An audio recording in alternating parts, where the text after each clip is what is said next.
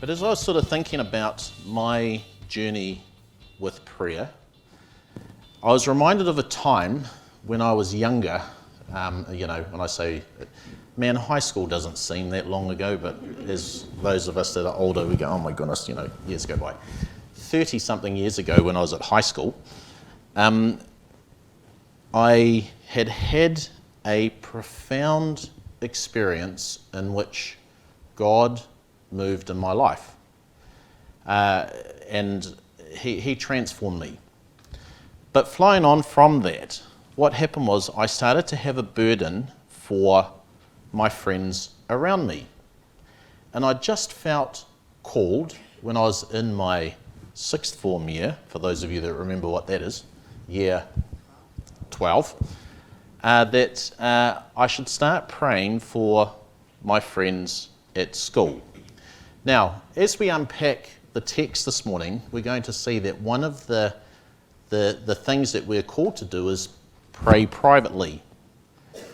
And there's some reasons for that. And so I share this a little bit hesitantly this morning because what I'm going to share with you is something that happened privately, okay? But what I decided to do was at 5:30 every morning, I would get up and, as a generalization, and I would pray for my classmates. And so I did that, and I did that for a few months, and feeling incredibly compelled that this is something that I should be doing. And so in the rural area that we lived, I'd wake up, the stars would be all still doing their thing, and I'd sit there and I'd pray for my friends. Anyway, fast forward a couple of months later, one of the guys at school who I admired immensely. He was an amazing athlete. He was, hugely academic. He was one of those people that we all deep down love to hate, really, because just good at everything, couldn't do anything wrong. But he was a very active atheist. All right, so that and so I'd been praying for him. But anyway, one day we were walking together, and he said to me, "Matt, do you have a Bible?" And I was kind of taken by that because we weren't even talking about that kind of thing. And I went, because I was carrying them at the time, as you do, when you're passionate about these things and you're younger. And I said, "Yes, I do." So I gave him a Bible, and I said, "Why do you want a Bible?" And he says, "I've never read it, but I want to read it, and then I want to tell you how much of a load of rubbish it is." Right? In those words. And so when this is from someone that you admire, it's a bit like your hero, never meet your heroes, right? It was a bit like that. So anyway, so of course, my prayer time in private in the morning was, oh Lord, what's going on, But I just prayed that he would move in this guy's life. Anyway, a couple of weeks later, I hadn't heard anything from him for a while, and we caught up, and I just happened to say, "Hey, how's your Bible reading going?" And he said to me, it took a bit of an unexpected turn. And I said, "Oh, what do you mean?" He says, "I gave my heart to the Lord last night in my room." Right? And I was going, oh my goodness. And so what happened is that it turns out that this guy was a bit of a natural evangelist. And it started a chain reaction. And at the beginning of that year, I was going to church by myself on Sunday nights. I'd just drive off to church and I'd be there.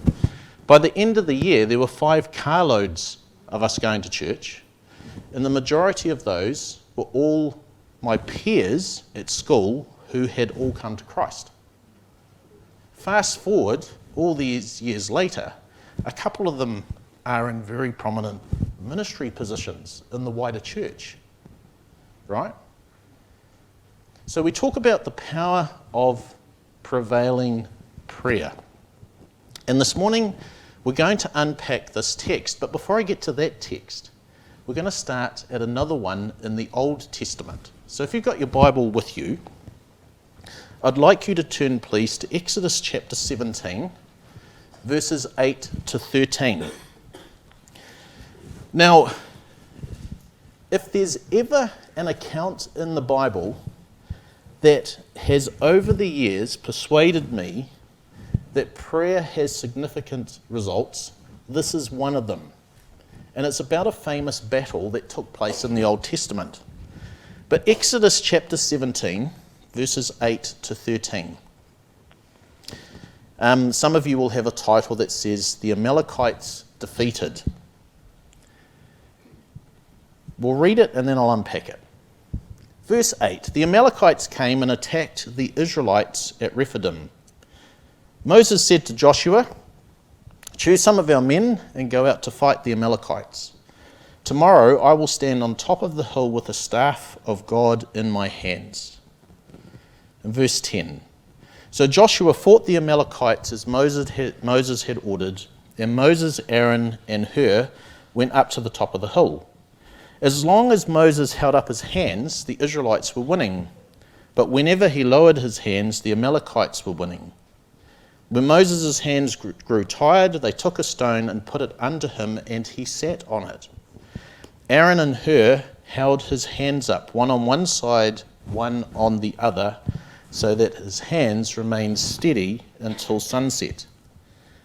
And verse 13, so Joshua overcame the Amalekite army with the sword.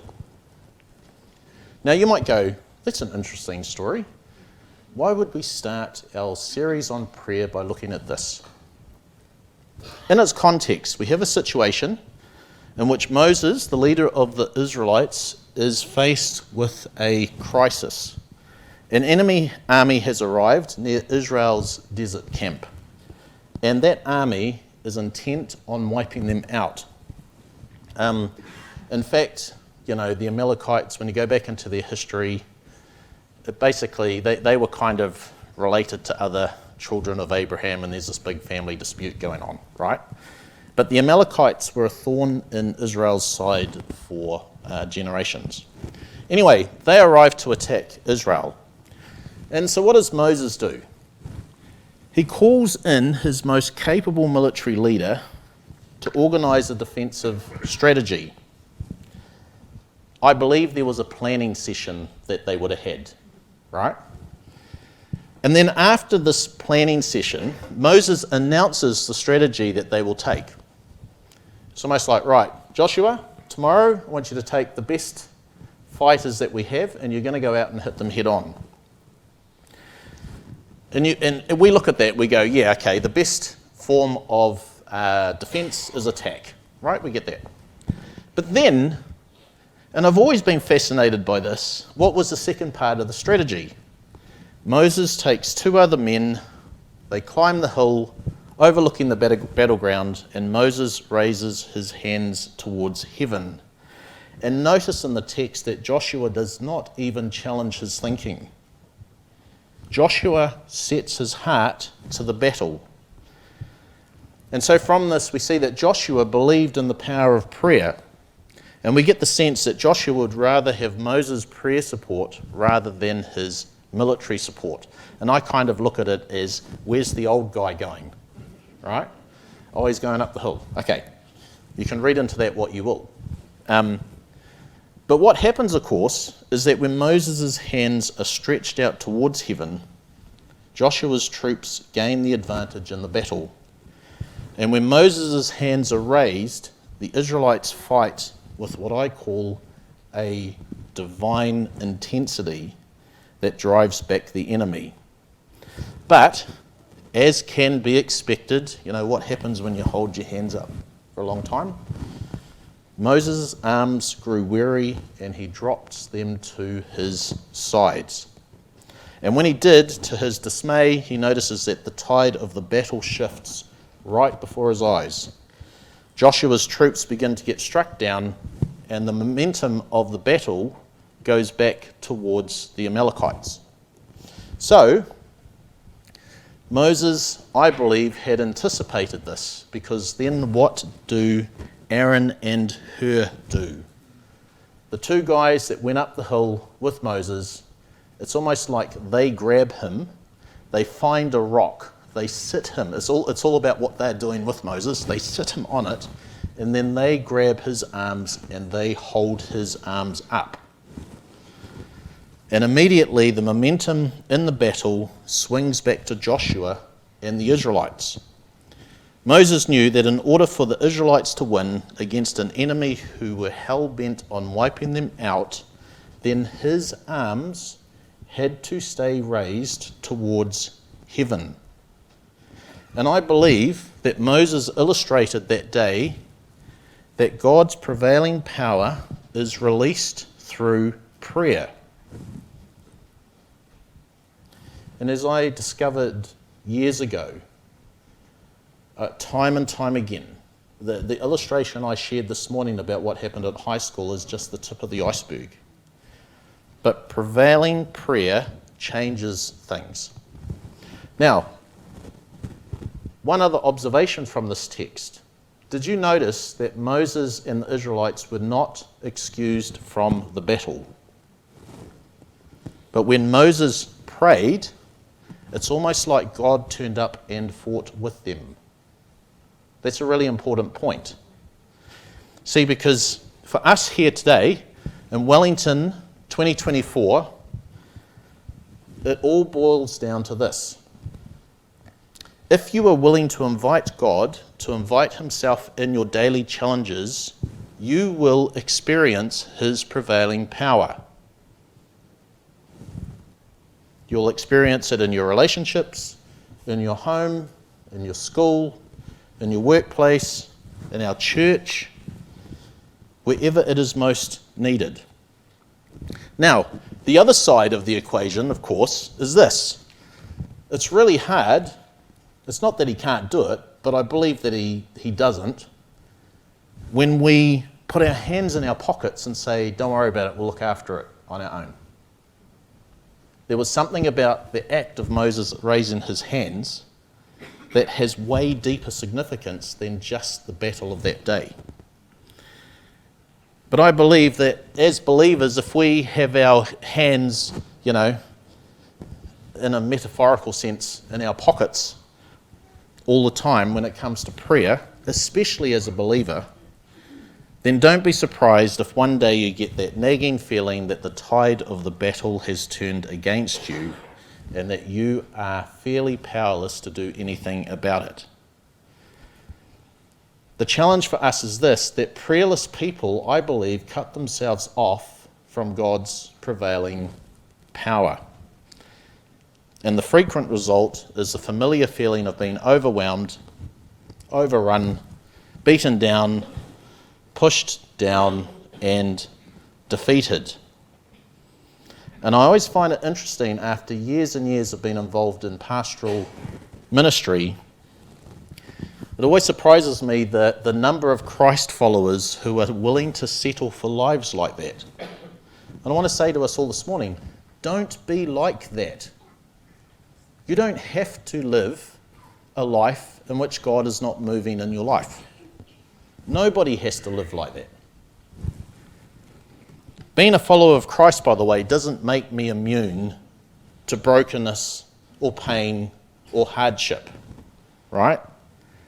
But prayer, I believe, can be an anchor that holds us during the storms or the battles of life if we choose that. And I think this idea follows on quite nicely from the flow of the year, if you like. We started out this year by saying, hey, 2024 is going to be the year of the Word. And so there was this idea that we should engage in the Word every day. And you'll remember the tangible thing that people took home with them was a rock to put in a prominent place to remind us to do that practice. If you've lost your rock, by the way, there's some more over there. That's okay. Or you might want 3 or 4 or whatever, however that works. They're all over there. Help yourself. Or blue. Blue, yes. Following on from this is the idea of making sure that we have a practice of Sabbath rest in our cycle in the 7 days, right? So engaging in the Word and then making sure that we are resting in the way that God intends us to rest will bring strength to our lives. I believe that. The idea of Sabbath was this idea of healing. But now, following on from that, we're going to start to fine-tune what I call our spiritual disciplines. So when we have Sabbath, then how do we pray? What do we do? How does that work? This is why we're now in this space. So the reason that is important is that we are not excused from the hardships of life. But the test is, how do we work that stuff through? And as I just said, don't settle for second best. If we are Christ followers, live in a way in which we are in tune with Him and we experience His prevailing power. Because then people's lives are changed. So, some questions I have for you are these. Are you weary of praying? Do you feel that your prayers are largely ineffective? Do you wonder if God is really listening? Are you struggling to find time to pray because life is busy? If you are struggling with any of these questions, then this morning I would like to play the role similar to one of the guys that helped Moses lift his arms. I want to help you all to get your arms back in the air again. If prayer was something that once upon a time you were passionate about, and at the moment you've got your hands in your pockets going, you know what? I'm just too tired. I want to help you get those arms back up again. Or maybe if you were just starting out on this prayer journey, I want to help you get your arms in the air for the first time. And that is my hope as we unpack this. So I am firmly convinced that God answers prayer. He answers mine, He answers yours too. And furthermore, He wants to hear from us. One of the consequences of free will is that the ball, my friends, is in our court. We need to make that move. He enables us to do it, but we have to play our part and move towards Him, and prayer is the way to do that. Now, a lot of us in this room have been on the road a long time when it comes to our experience of prayer. Others of us are quite new on the journey. But I think for all of us, we can never learn too much about prayer. And it's good to be reminded of what I call some of the basic elements of prayer. And so building on the idea that we just looked at with this famous battle, we're going to add to that. And we're going to do that by taking a look at the number one expert on prayer, Jesus Christ Himself. Now, no one in the history of the world has ever understood the power of prayer better than Jesus. No one has ever believed more strongly in the power of prayer, and no one has ever prayed like He did. And His disciples recognized His expertise. I don't know if you're familiar with Luke 11, but there's this amazing account where Jesus was praying privately and His disciples stumbled upon it. And it's almost like they interrupted Him. And their response was, "Teach us to do that." See, these guys had been raised in a Jewish society where actually prayer would have been commonplace. So they would have been hugely aware of what it means to pray. But what was the difference between all of that and then stumbling upon Jesus and going, "Teach me to do that," right? So the interesting thing in that, by the way, is Jesus didn't object to that request. He went, "Yeah, okay, I'm going to teach you how to pray." And so it's this lesson in prayer that Mandy and I are going to unpack in the next couple of weeks. Now, for some of you here, this information will be new. For others, it will be a good reminder. So Jesus' lesson in how to pray begins in Matthew 6, verses 5 to 8, which was the text that was read this morning. But let's reread that together now. So Matthew 6, verses 5 to 8. I'm reading from the NIV, the New International Version. The title, Prayer. Verse 5. And when you pray, do not be like the hypocrites, for they love to pray standing in the synagogues and on the street corners to be seen by others. Truly, I tell you, they have received their reward in full. But when you pray, go into your room, close the door, and pray to your Father who is unseen. Then your Father who sees what is done in secret will reward you. And when you pray, do not keep on babbling like pagans, for they think they will be heard because of their many words. Do not be like them, for your Father knows what you need before you ask him. Now, we're starting with this text because this is the text that immediately precedes the Lord's Prayer. And Mandy's going to start unpacking that next week. Now, most of us probably know the Lord's Prayer off by heart. A great thing to do, by the way. We're going to start unpacking that together and pull some practical application out of that prayer for all of us. But as I say, this text is kind of like the platform for that prayer. There's no other passage in Scripture, by the way, that tells us so in like a straightforward way on actually how to pray. And this was the advice that Jesus offered his disciples 2,000 years ago, and it's still relevant for you and I today. So, very quickly with this text. The first thing in this passage, in Matthew 6, is it tells us that we should pray regularly. Regularly. We should be regular in prayer. Anyway. So note the text in verse 5.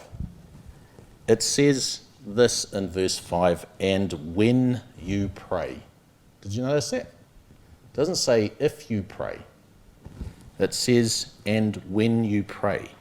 So Jesus assumes that his followers will be a people of prayer. Now, I find it interesting that in a crazy busy world, we still find time to pursue the things that we are genuinely interested in. So amongst the busyness, it's important to have a regular time for prayer, because without it, prayer will never become a habit. If we want to live in God's presence, if we want to experience the prevailing power of prayer, then we need to shut out the busy world at least once a day, every day, without fail. Now, I look around the room here, heaps of different personality types. We're all wired incredibly different. We are all uniquely and wonderfully made. So I don't like to prescribe a formula beyond that. The idea is that we should be praying every day. For some, the prayers late at night. For some, middle of the day. For myself, it's got to be first thing in the morning. That's just how I'm wired. But I've learned over the years that if I don't get my prayer time in the morning in, then there's something about my day that doesn't sort of seem quite right. It's like I haven't sort of centered myself to start out in the day. I don't know about any of you if you can relate to that. But anyway, that's the first thing. Be a regular practicer of prayer. The second thing is that the text tells us that we should pray privately. God is not interested in public displays of piety. What does the text say in verse 6? But when you pray, go into your room, close the door, and pray to your Father who is unseen. Then your Father who sees what is done in secret will reward you. And so I think that idea is self-explanatory in a sense, right? So just isolate yourself at some point and pray. Now, building on this idea of praying privately, it takes us to the third thing, and they're connected. Jesus is telling us here that we should pray sincerely. And so if you think about that, we've got private prayer and sincere prayer. You see, God is very smart. If you really want to know who you are, that's really easy to find out. What do you like when you're by yourself? Right? So if you really want to know who you are, look at yourself when you're alone. God is not interested in formulas, especially public formulas. He wants to hear what is on our hearts. So praying by ourselves means that we can be the genuine article. Our relationship is primarily between us and God. And it is an intimate thing. Praying privately is an intimate act. So, thinking about praying privately, regularly, and sincerely, it really lands us with the last thing about praying specifically. What does verse 7 say? Don't babble. Don't babble. The prayer that we call the Lord's Prayer is a model. It's not something that should be babbled or repeated over and over and over again religiously, like some kind of magic formula. The Lord's Prayer is a framework for prayer. And yes, I'm actually going to pray that as part of our response time today. And you can pray that genuinely. Please don't mishear me. But if you use those kinds of prayers as a formula to get you out of trouble, it always amazes me. You watch like war movies, right? Or some kind of crisis thing, and everyone gets together, and what do? Lord's Prayer, thinking it's kind of like a formula that's going to get them out of trouble. That's not the intent behind the prayer. So I'm not saying that we shouldn't memorize the Lord's Prayer. In fact, memorizing it can be really helpful. But it's should always be remembered that it's a framework, not a formula, not a magic formula. So over the next couple of weeks, as we journey together looking at this essential discipline, I want to begin by asking these questions, and I put them up earlier. Do we feel that our prayers are ineffective? Are you weary of praying? Do we wonder if God is really listening? Do we struggle to find time to pray because life is busy? And I want you to sit with those questions, take a stock of where you're at. And then I want you to run your answers to those questions through the filter of what Jesus said how prayer should be. Right? So if we're tired of praying, maybe it's because you didn't know really that actually you needed to pray privately and sincerely and all those things that Jesus said, right? So maybe there is something between these questions and with the foundation that Jesus said, or the idea that he has given us, the directions that he's given us for prayer. Is there a mismatch in that? So my hope is that we can start to line some of these things up. So when was the last time you prayed privately? When was the last time you prayed sincerely? When was the last time that you were specific about what you were praying for? And again, because we live in a crazy world, have you put time aside to pray every day? Or are you struggling to do that because life is busy? So what I'd like to do now is I'd like to call the team forward. And this morning, as I previously mentioned in the welcome, I want to introduce to us here what we could call the 2024 Wall of Prayer for SAJ. And the idea is this, is that as we come into our response time, if there are things that are on your heart that you would like prayer for, then I would like to invite you to come and grab a pen and some paper and take a moment to write down in a way that you are comfortable with things that you would like prayer for, and then come and clip them to the wall.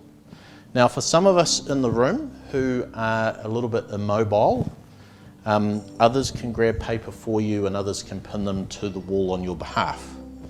And in fact, for those of you that are listening online, if you would like to do the same thing, then you can drop those in the comments and we will also add them to the wall.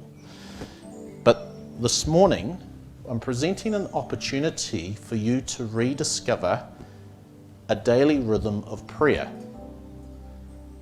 So it's a bit like a breakfast thing, isn't it? Are you regular? Are you regular? Do you pray privately, sincerely, and specifically? And so I'd just like you to sit with that this morning.